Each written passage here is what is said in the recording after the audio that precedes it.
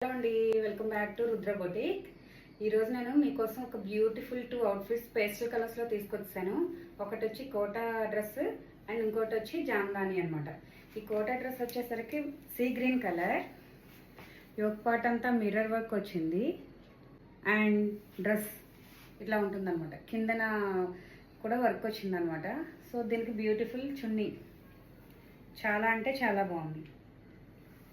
Cotton straight cut pant వచ్చింది and this is the first outfit. And second one వచ్చేసరికి Jamdani dress అనమాట. 3 piece set ఇది కూడా.